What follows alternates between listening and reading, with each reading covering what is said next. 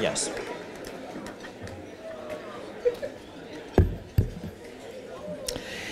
At this time, I'm pleased to present the W. June Simmons Distinguished Alumni Award. June herself is a distinguished alumna of the school and, in fact, helped recruit me as dean some time ago. So I want to recognize her tonight and thank her for endowing this award. June, I can't see anything, but I know you're out there. Wherever you are, please.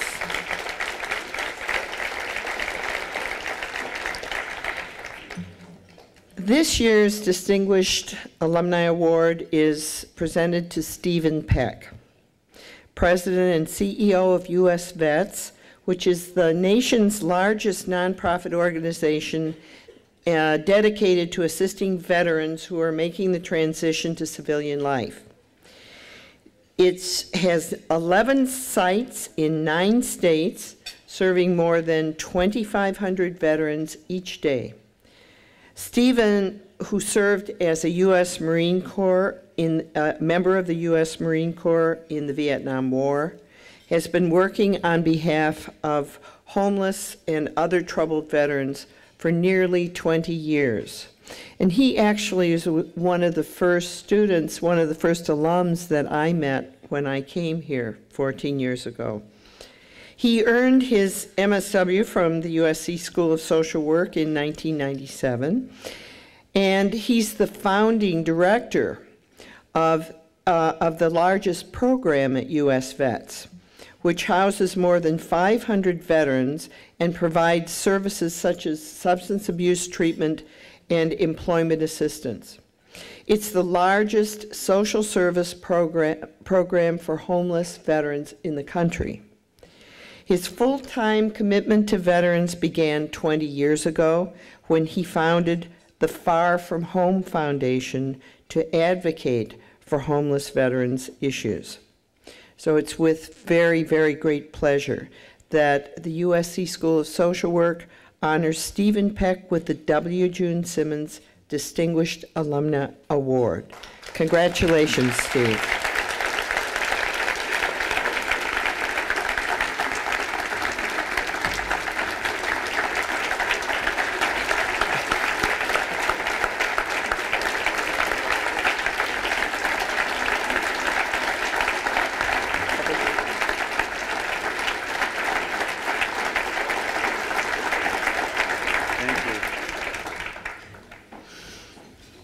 Do you ever wonder what these awards really say? This one recognizes Stephen for his outstanding dedication to our veterans, and you certainly deserve it, Steve. Thank you so much.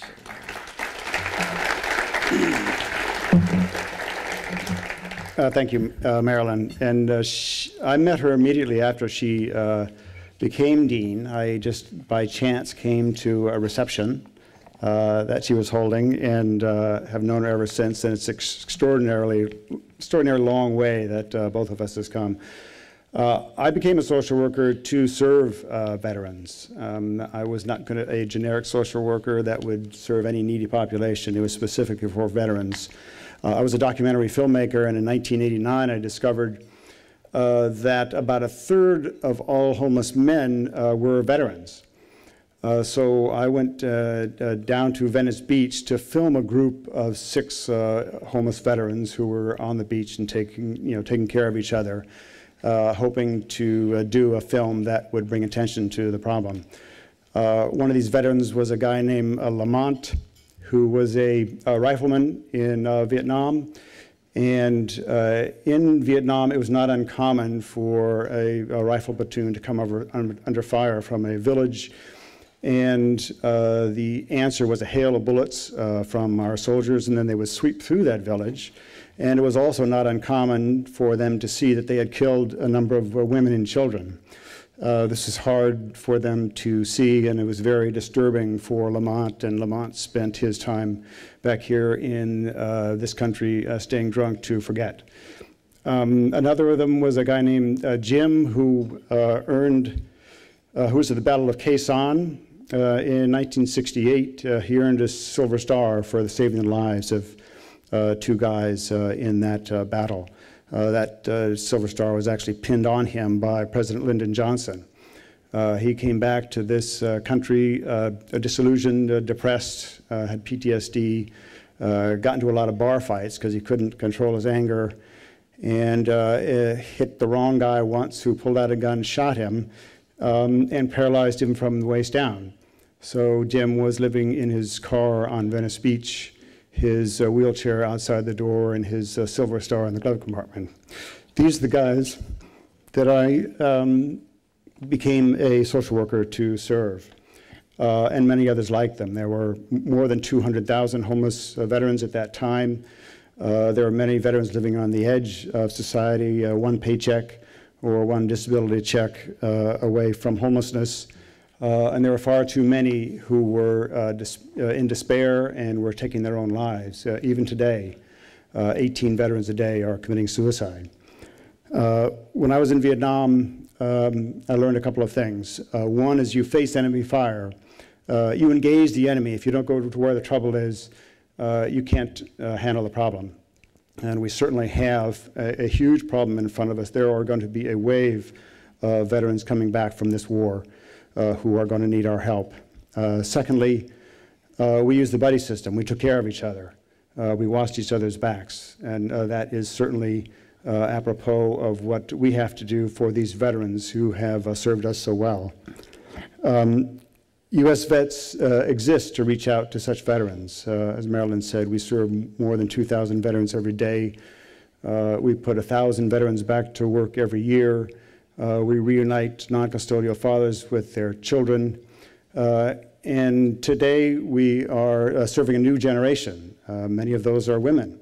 14% of today's military are women, and they are coming back with extraordinarily complex problems. They are in the battle zone with everyone else. And there is an alarming number of them who are suffering from sexual assault in the military. So they need all the help that we can give them, all the stability and the treatment that we can give them to help them move on in their lives. The young men that we're serving, all of them have combat trauma. About 30% of the young men coming back have combat trauma. We have a residential program that allows them to stabilize. We try to get them to accept the treatment that they need and go back to college, get an education so that they can build a career. I'm really proud that USC has taken on this issue. They are recruiting a lot of combat veterans as social workers. When I went through school here, I was the only combat veteran that I knew of who was getting a social work degree.